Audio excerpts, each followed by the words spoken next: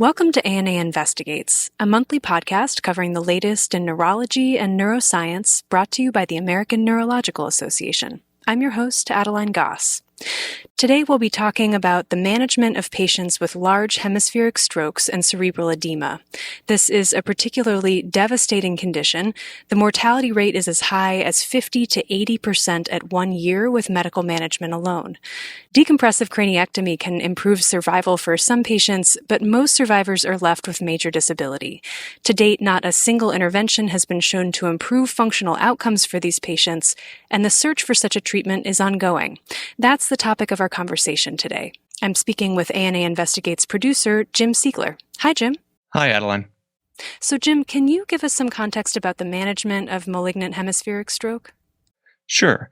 As you said, the natural history of this condition is grim. Many patients who are older than 60 and present to an ICU with a large hemispheric stroke are deemed poor candidates for decompressive craniectomy, at which point options are very limited. And for many patients, their clinical course ends with withdrawal of support. Treatments like osmotherapy and hyperventilation, maintaining head of bed elevated, can relieve intracranial pressure, but only temporarily.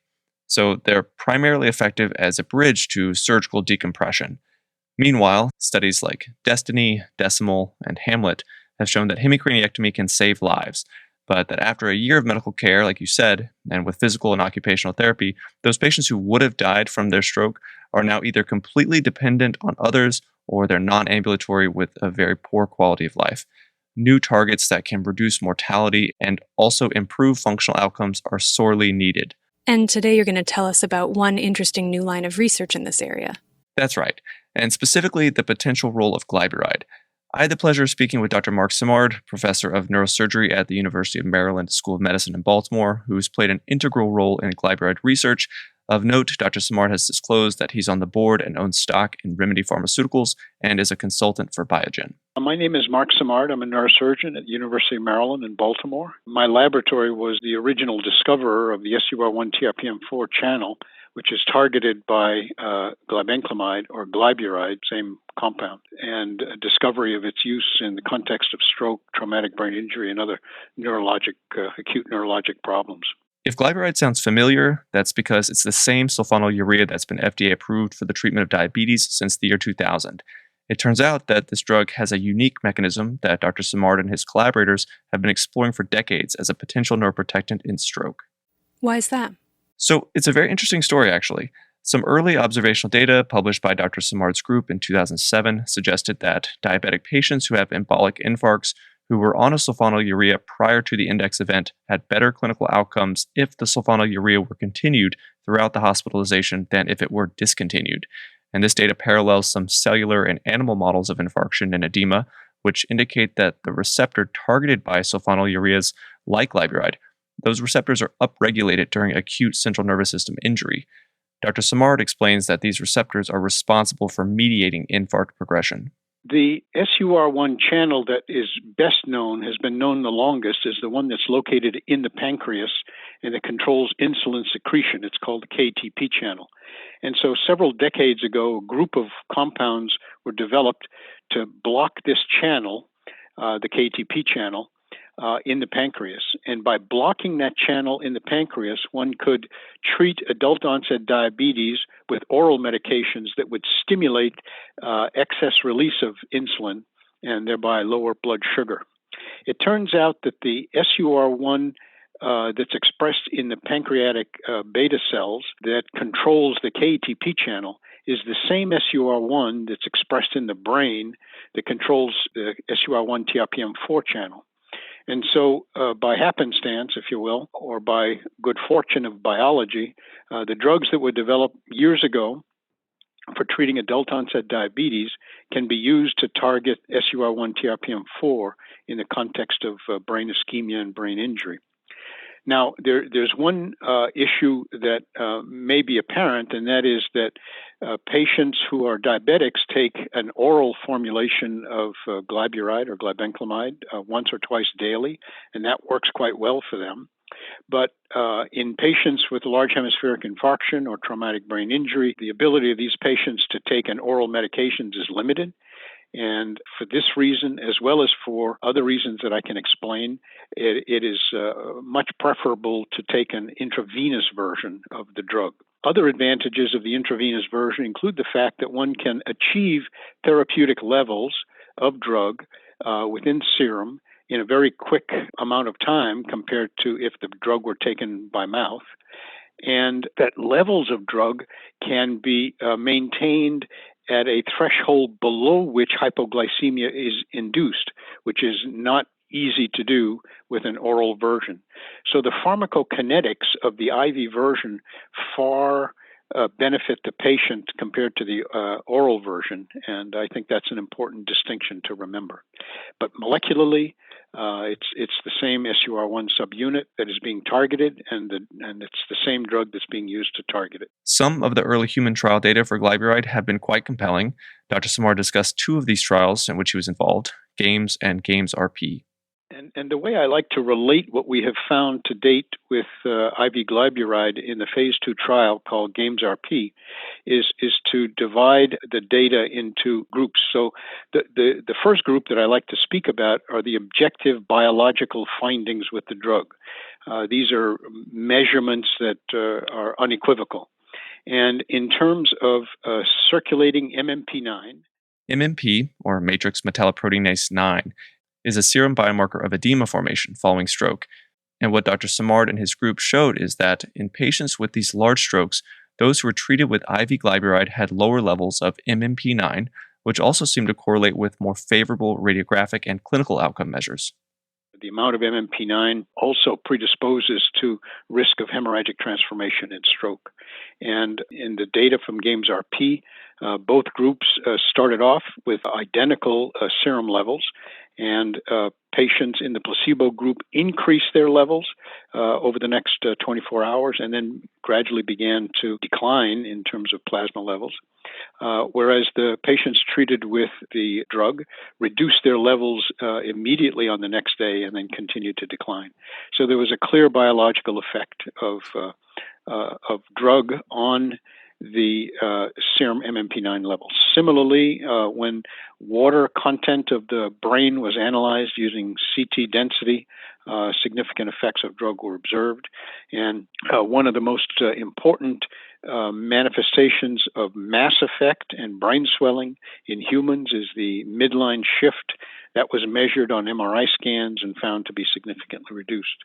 The next group of findings relates to clinical status. The phase 2 trial, GAMES-RP, was modest in size, 35 to 40 patients in each arm.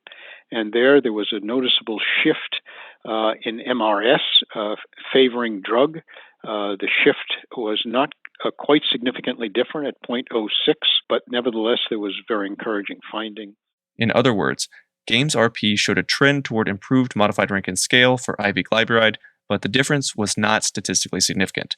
There was, however, a significant trend toward reduced all-cause mortality both at 30 days and in the long term. There was a marked effect on mortality, or MRS-6, and that effect was in fact significant over the course of a year with repeated measures at 30, 90, and 1-year outcomes. So clear effect on all outcomes mortality. Finally, I'll point out that when adjudicated mortality was examined, the adjudication being done by independent observers, the mortality related to neurologic deterioration or to brain swelling was significantly different in the group treated with drug. These preliminary data seem very strong, but as we know, the road to a successful neuroprotectant in acute stroke has been paved by the failures of dozens, if not hundreds, of proposed treatments, which have shown promise in preclinical models. So, Jim, has the effect seen in GAMES-RP been confirmed in subsequent studies? That's a great question, and that is exactly the purpose of the ongoing Phase 3 randomized double-blind placebo-controlled trial called CHARM. And it's taking place in many of the countries in Europe, countries in North America, obviously including the United States, in Japan, and other Far Eastern countries. And the study has been ongoing for some time, and a good number of patients have been enrolled. And so we're looking forward to seeing the result of that study come out soon. The interesting thing about glyburide as a neuroprotectant is that, and again, the primary mechanism lies in its ability to prevent excitotoxic injury to neurons and to glial tissue.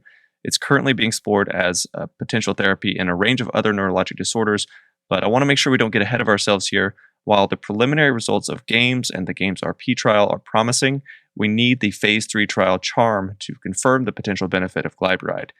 In my interview with Dr. Simard, I asked him what would happen next should glyburide not demonstrate efficacy in the treatment of malignant MCA infarctions. Well, I believe that there is a fair amount of evidence that predicts success.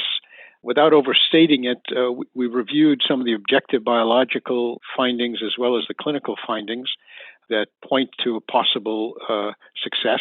But there are other forms of CNS injury in which we have discovered that the SUR1-TRPM4 channel plays a significant role. And I think that some of these other forms of CNS injury, including reperfusion injury after recanalization or thrombectomy, as well as other forms of stroke, including intracerebral hemorrhage and subarachnoid hemorrhages, all of these are potential targets of the drug if the drug were to not show a favorable effect in this large phase 3 trial. I'll jump in here and just remind the listeners that malignant hemispheric infarction is a highly fatal condition with very limited treatment options. Currently, the pharmacologic treatments that we have available for patients with large hemispheric infarction are limited to osmotherapies, agents such as mannitol and hypertonic saline. Neither of these agents and no other osmotherapy has ever been shown in a clinical trial, in a randomized clinical trial, to benefit patient outcomes. So they are effective in the short term in reducing ICP or stabilizing patients who are actively deteriorating, but they have not been shown to be effective in terms of long-term outcomes.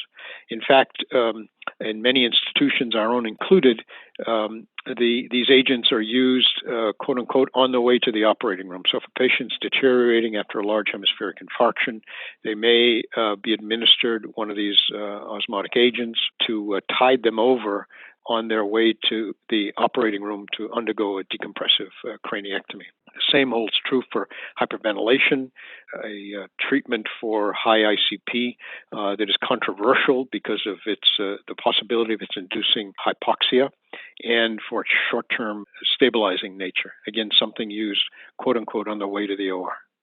So the only definitive treatment, again, is decompressive craniectomy, which is associated with significant morbidity in and of itself. So even if a neuroprotectant like glyburide is proven to be effective at reducing cellular stress, slowing metabolic activity, or limiting the swelling, even if we do find such a drug, the patient is still going to suffer from a major neurologic insult. Now, there are a number of new drugs in the pipeline, stem cell therapies, and so forth.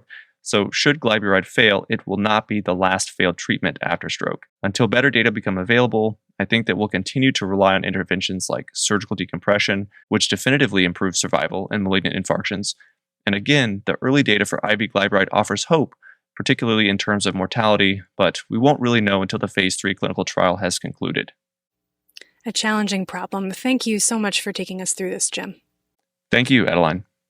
That was ANA Investigates producer Jim Siegler, Assistant Professor of Neurology at Cooper University, interviewing Marc Simard, Professor of Neurosurgery at the University of Maryland School of Medicine in Baltimore.